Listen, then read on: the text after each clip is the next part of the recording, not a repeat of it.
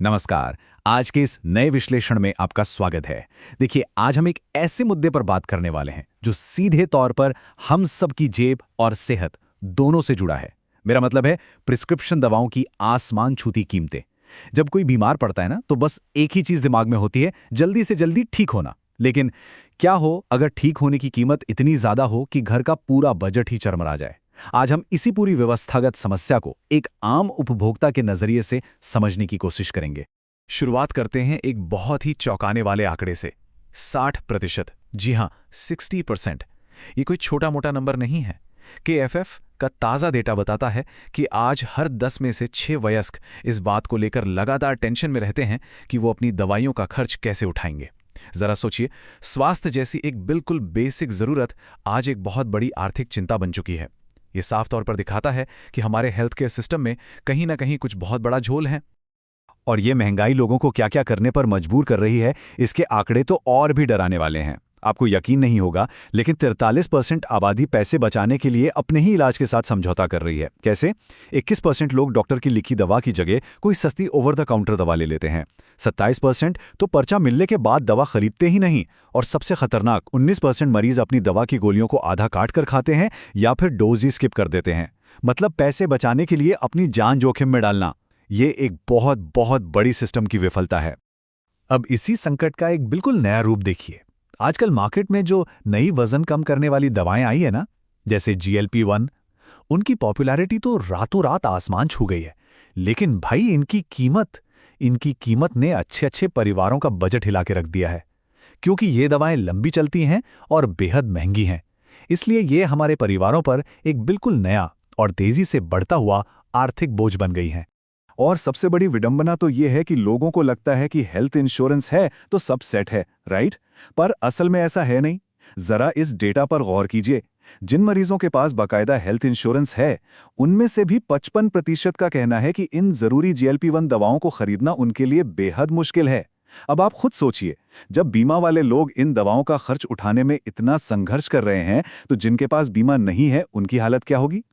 जाहिर है, इन सब स्थितियों के बीच जनता का गुस्सा 7वें आसमान पर है। 82% लोगों का बिल्कुल साफ तौर पर मानना है कि इन प्रिस्क्रिप्शन दवाओं की कीमतें अब पूरी तरह से अनुचित और बेतुकी हो चुकी हैं। ये एक बहुत बड़ा बहुमत है। इसका सीधा सा मतलब है कि दवाओं के दाम अब आम आदमी की पहुंच और सच कहें तो किसी भी तरह के तर्क से बहुत बहुत दूर जा चुके हैं। ये एक ऐसा मुद्दा बन गया है जिस पर लगभग पूरा समाज एक सुर में बात कर रहा है। तो सवाल ये उठता है कि इस पूरी समस्या की जड़ क्या है? लोग किसे जिम्मेदार मान रहे हैं? अगर हम डेटा देखें तो 83% लोग बिना किसी राजनीतिक भेदभाव के बिल्कुल सही जगह उंगली उठाते हैं, और वो है फार्मास्यूटिकल कंपनियों का अथाह मुनाफा। हाँ, कुछ लोग रिसर्च और मार्केटिंग को भी कारण मानते हैं, लेकिन जनता की नज़र में सबसे बड़ा गुनहगार सीधे तौर पर इन कंपनियों की मुनाफाखोरी ही है। चलिए अब फार्मा कंपनियों के दावों की जरा सच्चाई पर रखते हैं।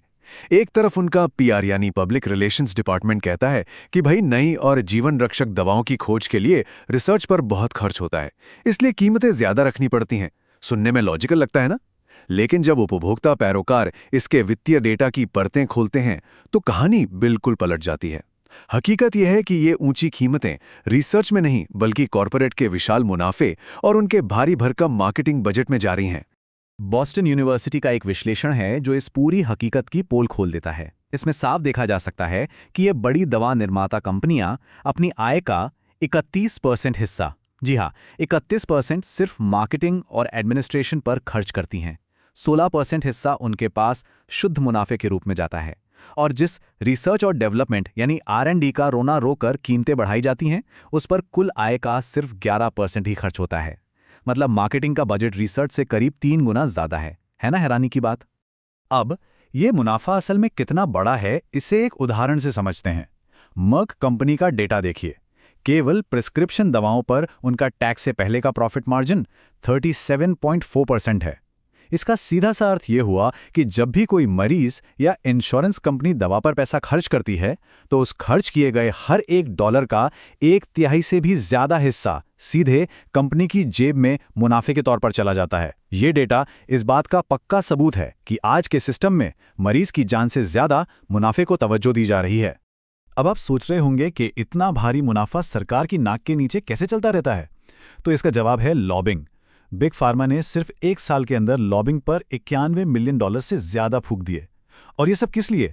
सिर्फ इसलिए ताकि सरकार और मेडिकेयर जैसी संस्थाएं दवाओं की कीमतों पर मोलभाव ना कर सकें। आसान शब्दों में कहें तो ये हमारे और आपके टैक्स के पैसे को कॉर्पोरेट के खजाने में पहुंचाने का एक परमानेंट जुगाड़ बन गया है, जहां नीतियां बस कंपनियों के फायदे के लिए ही बनाई जाती हैं। अच्छा, तो फिर उन नई खोजों और इनोवेशन के बड़े बड़े दावों का क्या? New England journal of medicine की रिपोर्ट इस इनोवेशन का सच भी सामने ले आती है। सच्चाई यह है कि ज्यादातर बेसिक रिसर्च इन कंपनियों की लैब में नहीं, बल्कि पब्लिक फंड से चलने वाली यूनिवर्सिटीज में होती है।